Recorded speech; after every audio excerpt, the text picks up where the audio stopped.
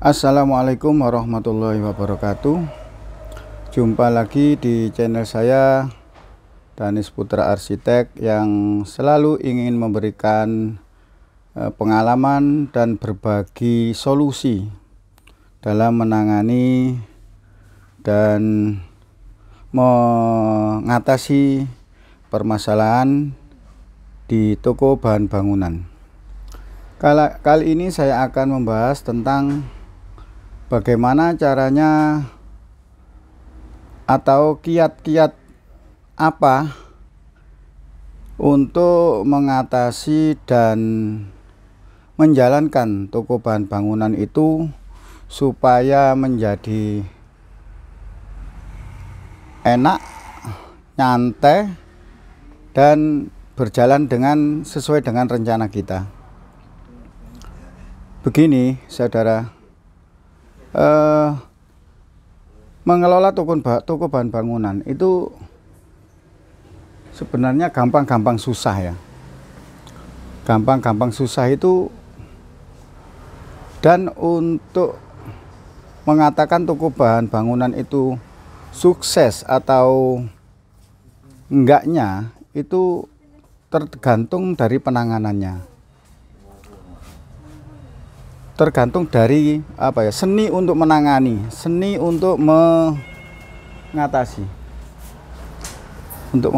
itu. Sukses dari toko bahan bangunan itu relatif, saudaraku. Kita mengatakan satu toko, ada orang yang gini, ada orang yang punya satu toko saja. Satu toko kok tokonya juga nggak besar,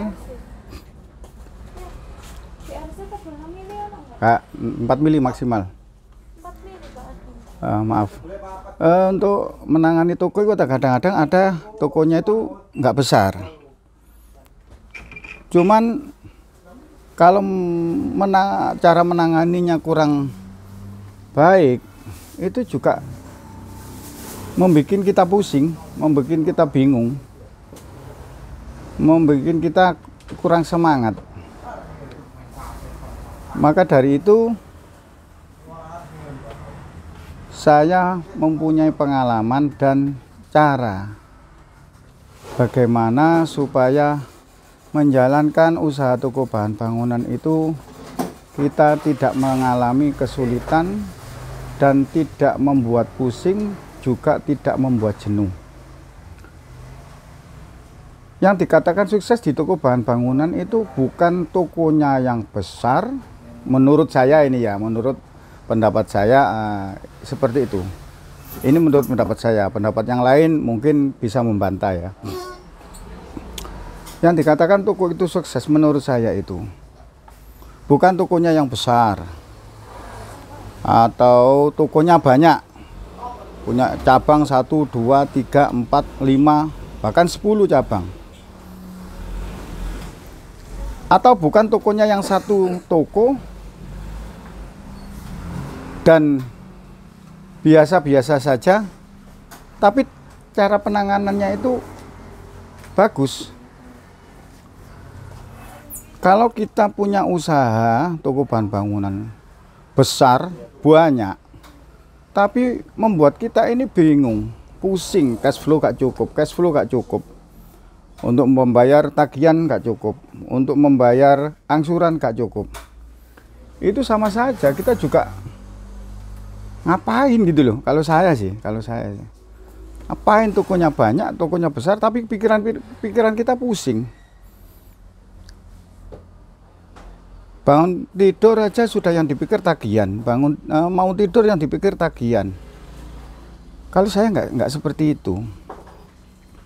Kalau saya itu lebih baik tokonya itu banyak dan besar, tapi nggak pusing. Nah ini, kalau saya kepinginnya seperti itu. Toko saya itu umpamanya saya kepingin punya toko cabangnya itu banyak, dan kalau bisa yang besar. Terus karyawannya nganut, tokonya laris, tapi nggak pusing. Itu yang saya inginkan seperti itu. Lah untuk menangani seperti itu harus ada keahlian atau pengalaman yang benar-benar kita terapkan dengan manajemen dan analisa-analisa yang tepat. Sebenarnya sih toko itu kalau kepingin sukses atau kalau kepingin lancar atau kepingin perjalanannya itu bagus dan enak, bisa kita nyantai, kita tinggal ke rumah atau bangun tidur sudah nggak mikirin toko, kita bangun tidur sudah nggak mikirin toko, itu ada caranya. Caranya bagaimana? Kita harus mengatur toko itu semaksimal mungkin, diatur keuangannya, diatur karyawannya, dan video-video saya yang kemarin-kemarin sudah banyak membahas tentang itu. Yang terpenting dari itu adalah di toko itu cash flow-nya itu cukup. Entah toko itu kecil atau toko itu besar. Kalau tokonya itu kecil, terus cash flow-nya juga nggak cukup, itu juga nggak enak. Iya. Ini kalau salinten apa? Kertas putih. Iya, ya. Kalau kita punya toko, padahal tokonya itu kecil, tapi kalau menanganinya kurang bagus, tagihan ini nggak bisa bayar, angsuran ini nggak bisa bayar, itu juga nggak enak. Pengalaman di toko saya, ini pengalaman lagi ya, pengalaman di toko saya. Toko saya itu nggak besar, saudara-saudara, jangan dianggap toko saya itu besar. Toko saya itu nggak besar. Itu dulu awal buka ya seperti itu ya, sama saja seperti toko-toko yang lain, cuman makin lama kan kita harus makin pinter, makin lama kan harus kita makin punya pengalaman. Semua bidang usaha dan semua pekerjaan itu sebenarnya kan apa ya, saya mengatakan monoton lah, saya mengatakan itu linier, tetap yang ditangani itu saja, itu saja. Tapi makin lama kan kita makin kesulitan seperti ini bisa kita atasi. Berarti hal seperti ini tidak bisa boleh diulang lagi. Kesulitan pengaturan keuangan ya seperti itu kan tetap saja. Di toko bahan bangunan di tempat saya itu yang penting itu cash flow-nya itu cukup. Jadi seandainya kita itu punya toko, itu meskipun stoknya itu enggak banyak, tapi bisa terjaga. Bisa terjaga stoknya, bisa terjaga keuangannya. Jangan terlalu banyak. Kadang-kadang orang-orang atau saudara-saudara atau saya dulu juga seperti itu. Kita pesan atau kita ambil barang, satu barang yang jumlahnya besar. Terus setelah itu barang itu numpuk di toko. Sedangkan barang yang lain kosong. Ini salah, saudara, menurut saya. Terus ada lagi barang yang lakunya lama, kita ngambilnya terlalu banyak, sampai berbulan-bulan barang itu sampai kotor, sampai apa. Lah, itu yang juga membuat uang kita itu berhenti di situ.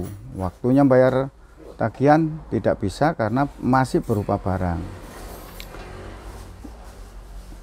Kalau hal seperti itu terus berlanjut, akhirnya nantinya itu nggak imbang. Barang yang habis kita tidak bisa ngambil lagi, akhirnya kosong. Barang yang sebenarnya masih cukup itu banyak stoknya di toko. Makanya di tempat saya tetap saya menyarankan tempatnya barang itu harus jelas. Tempatnya barang itu harus ada tempatnya sendiri-sendiri. Tempatnya barang itu harus tidak boleh ditempati barang lain. Karena apa? Gini, contohnya kita ini sudah terkenal menjual cat. Katakan satu merek saja saya sebutkan. Cat itu cat Paragon. Lah kalau kita sudah menjual seperti itu, nggak bisa kita itu milih cat itu warnanya yang apa itu, paragon itu kita tidak bisa memilih warna. Kadang-kadang ada sales mengatakan, ambil warna yang laku saja Pak. Nggak bisa. Cat itu harus lengkap kalau ingin mengambil satu merek. Katakan paragon. Paragon yang paling laku sebenarnya sih, yang paling laku yang harus stoknya banyak itu warnanya putih. Sudah itu saja. Yang warna lain ya seadanya saja. Kalau stok kita 4 kaleng untuk 4 galon ya 4 galon semua. Lah stok itu kita jaga, jangan sampai ada orang membeli terus barangnya nggak ada. Ada orang minta warna ini, warnanya nggak ada. Nah itu yang kadang-kadang kalau warnanya nggak ada, otomatis nggak ada transaksi, otomatis nggak dapat uang. Semua barang seperti itu. Dan untuk menata cat itu sebenarnya saya ya ditata, diurut warnanya, ditata di rak. Jangan ada di toko tempat-tempat lain itu ada cat itu tetap ditempatkan di dusnya. Setelah itu ada warna yang dipilih yang paling bawah, dusnya dipindah lama itu saudara. Kita harus punya raknya sendiri. Raknya cat itu ada warna, ada nomornya, ada serinya, ikut kita urut dari yang paling kecil sampai yang paling besar. Contoh yang kemarin saya sudah mengatakan, saya sudah bilang, saya sudah membuat videonya tentang cat yang kecil-kecil aja. Yang kecil-kecil aja saya kasih tempat sendiri-sendiri. Tidak saya tumpuk di kardus. Yang kecil aja sebenarnya. Itu apa sih? Itu untuk menjaga stok saya tuh, supaya tahu stok yang mana yang habis itu tahu kita. Terus masalah keuangan sudah saya bahas sebenarnya. Cuman untuk mengatasi keuangannya itu kita harus tahu posisi keuangan kita, gitu loh. Oh, kemampuannya segini. Nantinya kalau memang barang itu berputar, itu kita akan memutar loh, saudara-saudara. Kita ini di sini memutar barangnya supplier. Kalau perputarannya itu berhenti, contoh kita ngambil paralon. Paralon yang semua paralon kita ambil dan stoknya kita abur, ambil semua paralon kita PVC, pipa PVC paralon saya bilang itu. Pipa PVC kita ambil semua stoknya, kita ngambil 50. Kalau kita sudah berkecimpung di dunia toko bahan bangunan, stok mana yang laku itu kan tahu loh. Kalau kita 1 tahun aja sudah tahu sebenarnya, dianalisa. PVC, pipa PVC yang paling laku itu pipa PVC 3/4, pipa PVC setengah, pipa PVC 3 dim. Itu yang paling laku. Untuk 4 dim itu jarang. Nah, stok-stok seperti itu kita jaga. Yang jarang keluar itu kita kasih sedikit, yang sering keluar kita kasih banyak. Itu. Ya. Akhirnya apa? Akhirnya habisnya nanti imbang. Habisnya imbang dan semuanya itu bisa berputar. Semua seperti itu. Dan kita harus memberikan pilihan kepada konsumen, kepada pembeli. PVC itu seandainya ada PVC yang paling mahal kayak Mas Pion, nomor 2-nya Rujika. Setelah itu kita harus memberikan pilihan lagi yang lebih rendah kualitas, mereknya yang nggak terkenal.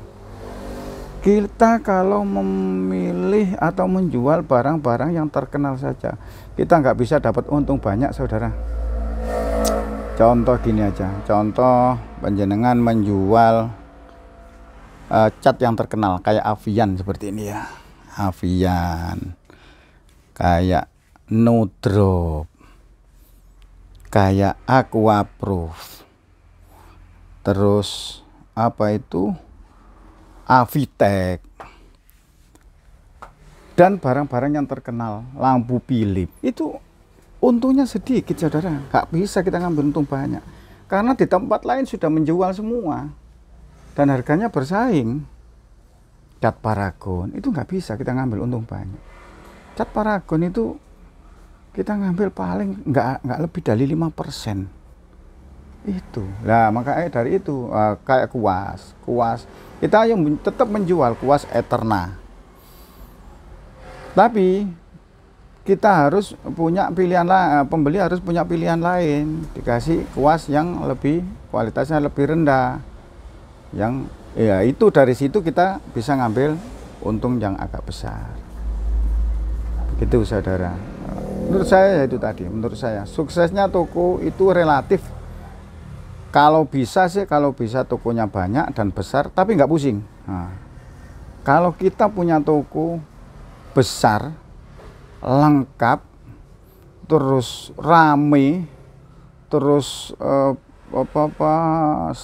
transaksinya banyak, uangnya juga banyak, tapi tidak cukup untuk membayar supplier, tidak cukup untuk membayar angsuran. Waduh, percuma saudara. Saya kalau bisa, kalau ada pilihan, lebih baik toko itu sederhana dan pikiran sederhana, tertata semuanya, terus untuk membayar cash flow-nya itu jalan, meskipun nggak banyak, yang penting itu jalan. Katakan satu hari 5 juta, ya, karyawan kan nggak banyak. Kalau satu hari perputaran uang satu hari 5 juta di toko, karyawan kan nggak banyak, cukup 1 atau 2 orang, itu sudah cukup sebenarnya. Lah kalau seperti itu kan, terus cash flow-nya juga diatur cara membayar supplier. Kemarin sudah saya tunjukkan, dilihat video saya sebelumnya, monggo, cara mengatur keuangan untuk membayar supplier. Begitu. Makanya kalau memang ingin sukses, ya harus belajar, harus mendengar, harus melihat, dan dianalisa sendiri yang mana yang menurut kita. Karena di tempat lain itu lain-lain caranya, dan setiap orang juga punya cara sendiri-sendiri, punya pemikiran sendiri-sendiri. Demikian saya sampaikan, pengalaman ini semoga bermanfaat. Saya doakan semoga usaha kita semuanya menjadikan usaha yang lancar dan mendapat rezeki yang barokah, sehingga kita semua bisa mencukupi keluarga dan anak-anak kita, supaya menjadikan semuanya bermanfaat dan barokah fid dini wad dunya wal akhirah. Saya akhiri. Assalamualaikum warahmatullahi wabarakatuh.